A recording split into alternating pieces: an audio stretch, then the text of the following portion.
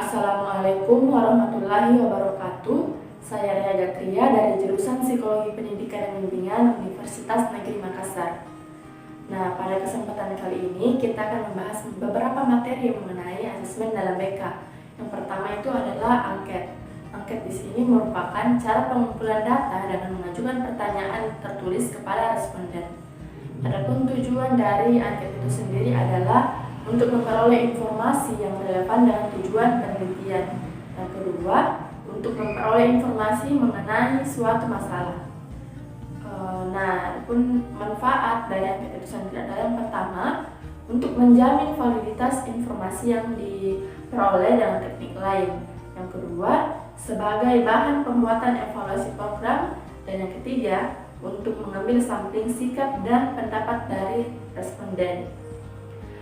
Selanjutnya ada jenis-jenis angket. Angket berdasarkan responden atau subjek, yaitu angket langsung dan angket tidak langsung.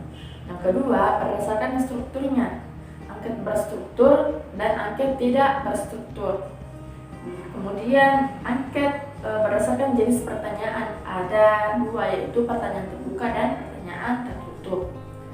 Kemudian angket berdasarkan bentuk jawabannya. Ada 4 di sini ya. Ada jawaban tabular, berskala, dengan cek, dan kategorikal. Nah, itulah tadi beberapa jenis-jenis angket. Kemudian adapun cara merancang angket, yaitu yang pertama dengan menentukan informasi yang ingin diketahui secara spesifik. Yang kedua, menentukan jenis angket dan metode administrasinya. Yang ketiga, menentukan isi dari masing-masing pertanyaan. Kemudian menentukan banyaknya responden dan setiap pertanyaan. Lalu memilih kata yang digunakan pada setiap pertanyaan dan menentukan urutan pertanyaan dan karakteristik fisik angket. Nah, setelah itu uji kembali langkah 1 sampai langkah 7 dan dievaluasi. Dan yang terakhir, lakukan uji awal atas angket dan jika ada yang kurang sesuai dapat diubah dengan melakukan evaluasi. Lalu selanjutnya ada langkah pengadministrasian angket. Yang pertama itu ada tahap persiapan, yang kedua tahap pelaksanaan, dan kemudian tahap analisis hasil. Dalam angket ada beberapa skala pengukuran yang dapat digunakan, yaitu yang pertama ada skala Likert, Guttman, ada rating, ada skala rating, dan ada skala simetrik diferensial. Nah, itu tadi materi mengenai angket. Materi kedua adalah wawancara. Wawancara adalah proses tanya jawab yang dilakukan oleh 2 orang. Ada yang berperan sebagai penanya dan ada yang berperan sebagai pewawancara. Nah, wawancara ini dilakukan dengan menggunakan alat yang namanya pedoman wawancara. Adapun beberapa hal yang membedakan antara wawancara dengan percakapan sehari-hari. Dalam wawancara, responden yang selalu menjawab pertanyaan dan pewawancara yang selalu bertanya. Lalu wawancara tidak menjuruskan pertanyaan pada suatu jawaban, tetapi harus selalu bersifat netral. Nah, pewawancara dan responden biasanya belum saling kenal, belum saling tahu sebelumnya. Yang kelima, pertanyaan yang ditanyakan mengikuti panduan yang telah dibuat sebelumnya, yaitu dalam pedoman wawancara. Adapun tujuan dan alasan seseorang menggunakan wawancara. Yang pertama, tujuannya yaitu discovery, yaitu untuk mendapatkan atau memperoleh kesadaran baru tentang aspek kualitatif dari suatu masalah. Yang kedua, pengukuran psikologis. Itu data yang diperoleh dari wawancara akan diinterpretasikan dalam rangka mendapatkan pemahaman tentang subjek, dalam rangka melakukan diagnosis permasalahan subjek dan usaha untuk mengatasi masalah tersebut. Yang ketiga, pengumpulan data penelitian. Informasi dikumpulkan untuk mendapatkan penjelasan atau pemahaman mengenai suatu fenomena. Data dikumpulkan dengan cara wawancara karena kuesioner tidak dapat diterapkan pada subjek-subjek tertentu, ataupun ada kekhawatiran responden tidak mengisi kuesioner ataupun tidak mengembalikan kuesioner pada peneliti. Alasannya, yang pertama, untuk melengkapi dan menambahkan data yang telah ada, yang diambil dengan metode lain seperti survei, observasi, studi dokumen, dan lain sebagainya.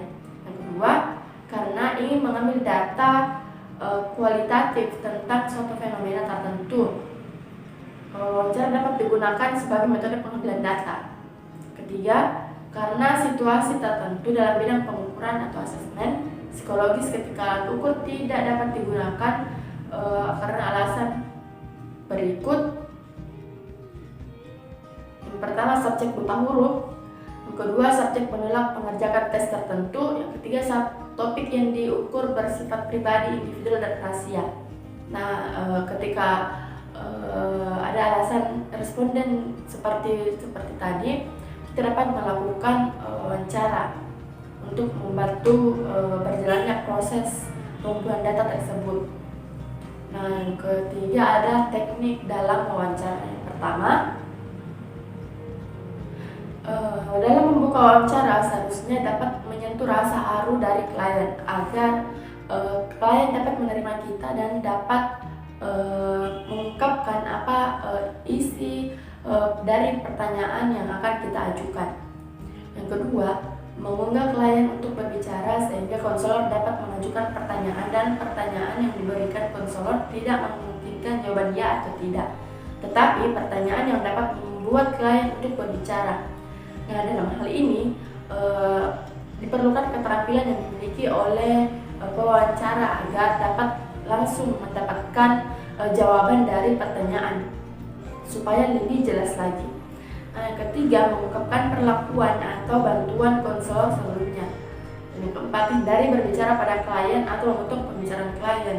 Karena dalam hal ini, jika kita memotong pembicaraan klien, dia akan merasa tidak dihargai.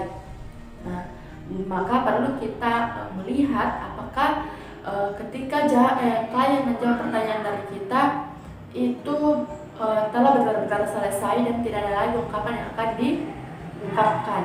Maka di situ barulah kita dapat berbicara atau mengajukan pertanyaan selanjutnya. Selanjutnya adalah menerima dan merespon sikap dan perasaan klien. Nah, dalam menerima dan merespon perasaan atau sikap klien di sini agar klien dapat lebih terbuka kepada pewawancara. Nah, di sini konselor tidak bertanya bertubi-tubi. Nah, biasanya ada responden yang tidak suka dengan pertanyaan yang terlalu banyak. Kita perlu mengajukan pertanyaan yang penting-penting saja untuk mendapatkan informasi yang kita inginkan. Dalam melakukan wawancara, kita harus memperhatikan penampilan dan cara bertanya kita, di mana penampilan itu kita harus menggunakan pakaian rapi dan bersih. Yang kedua, mulailah memperkenalkan diri setelah bertemu dengan responden.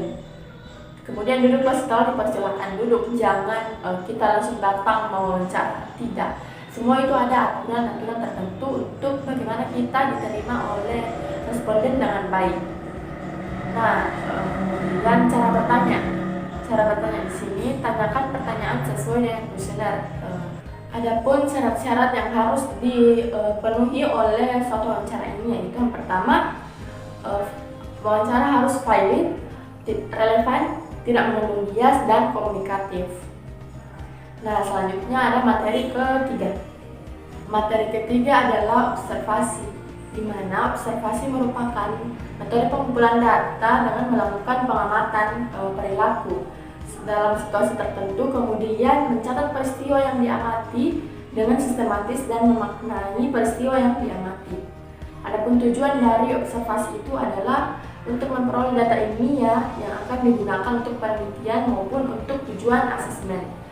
Nah, bentuk-bentuk dari observasi yaitu observasi partisipasi, observasi tidak terstruktur, dan observasi kelompok.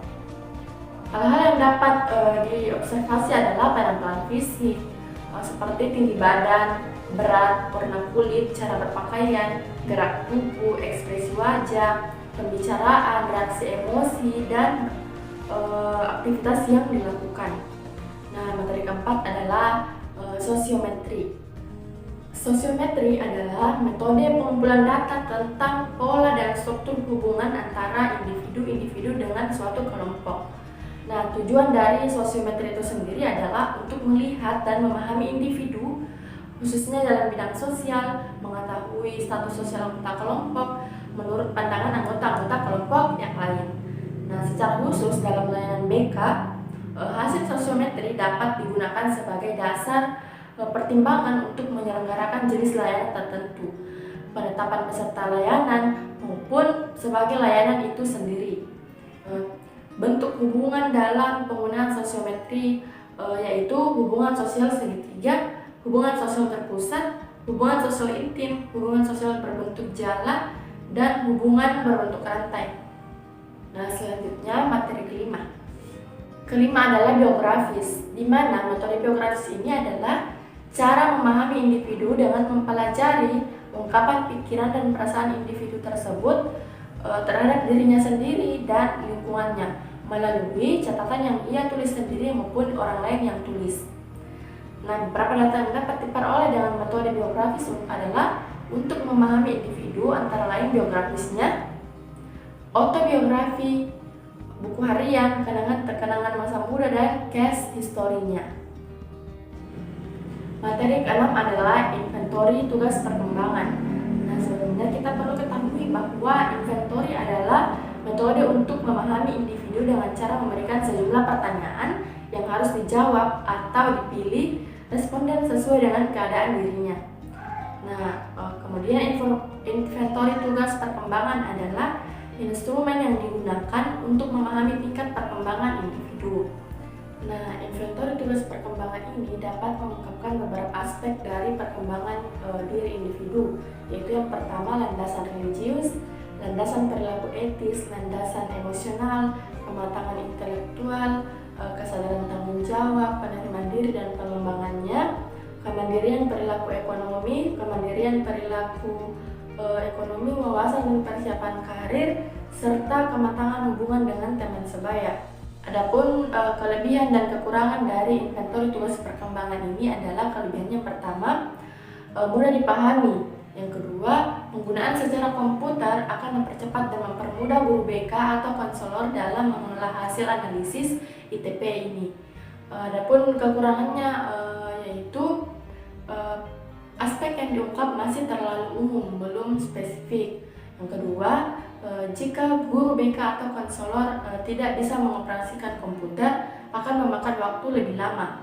Inventory tugas perkembangan ini mempunyai 7 tingkatan, yaitu yang pertama tingkat impulsif, yang kedua tingkat perlindungan diri, yang ketiga tingkat konformistik, dan yang keempat tingkat sadar diri, tingkat seksama, dan tingkat individualistik dan tahap otonomi. Selanjutnya adalah alat ungkap masalah umum. Nah, alat ungkap masalah umum ini merupakan jenis teknik non-tes yang digunakan oleh konselor untuk mengungkapkan masalah-masalah umum yang dialami oleh konseli. Nah, adapun umum ini dikelompokkan ke dalam 10 jenis masalah, bidang masalah, yaitu yang pertama jasmani dan kesehatan, 2 diri pribadi, 3 hubungan sosial, 4 ekonomi dan keuangan, 5 karir dan pekerjaan, 6 pendidikan dan pelajaran, 7 agama, nilai dan moral, 8 hubungan muda-mudi dan perkawinan, 9 keadaan dan hubungan dalam keluarga, dan yang terakhir adalah yang ke-10 waktu senggang. Nah, alat ungkap masalah ini adalah sebuah instrumen standar yang dikembangkan oleh Prayitno yang dapat digunakan dalam rangka memahami dan memperkirakan masalah-masalah yang dihadapi oleh klien. Terdapat 2 tujuan dari instrumen ini, yaitu yang pertama, tujuan umum. Aplikasi instrumen atau AI adalah diperolehnya data hasil pengukuran terhadap kondisi tertentu klien. Yang kedua, tujuan khususnya yakni dapat dikaitkan dengan fungsi-fungsi konseling. Kegiatan ini didominasi oleh fungsi pemahaman. Selain itu, juga fungsinya yaitu pencegahan, fungsi pengentasan, fungsi pengembangan dan pemeliharaan, serta fungsi advokasi. Nah, materi yang terakhir adalah alat ungkap masalah PTSBL. Nah, alat ungkap masalah PTSDL ini adalah salah satu instrumen yang digunakan untuk mengungkapkan bagaimana siswa belajar atau menyangkut mutu dan masalah-masalah yang dihadapi oleh siswa dalam belajar. Adapun tujuan dari alat ungkap masalah PTSDL ini adalah untuk mengungkapkan masalah-masalah yang secara khusus yang berkaitan dengan upaya kegiatan belajar peserta didik di sekolah, di rumah, maupun di tempat lainnya. Dan oleh karena itu setingginya berkaitan dengan proses belajar di sekolah. Alat ungkap masalah PTSDL ini memiliki karakteristik mempunyai 4 format, yaitu format 1 untuk mahasiswa, format 2 untuk SLTA, format 3 untuk SLTP, dan format keempat untuk siswa SD. Nah, alat ungkap masalah PTSDL ini memuat berbagai pertanyaan, pernyataan masalah yang mungkin dialami oleh siswa, yang kesemuanya itu dikelompokkan menjadi 5 aspek, yaitu yang pertama, prasyarat penguasaan materi pelajaran itu diberi singkatan dengan huruf P. Yang kedua, keterampilan belajar dengan singkatan huruf T, sarana belajar S, dan diri pribadi D, dan yang terakhir lingkungan belajar dan sosio-emosional dengan huruf L. Penyelenggaraan awam PTSDL ini sebaiknya diselenggarakan setiap per semester atau 2 tahun sekali dan dilaksanakan pada umumnya sekitar 40 menit. Nah, itulah tadi beberapa materi mengenai asesmen dalam bimbingan konseling. Jika ada materi yang kurang sesuai, mohon dimaafkan. Saya ucapkan terima kasih banyak juga. Wassalamualaikum warahmatullahi wabarakatuh.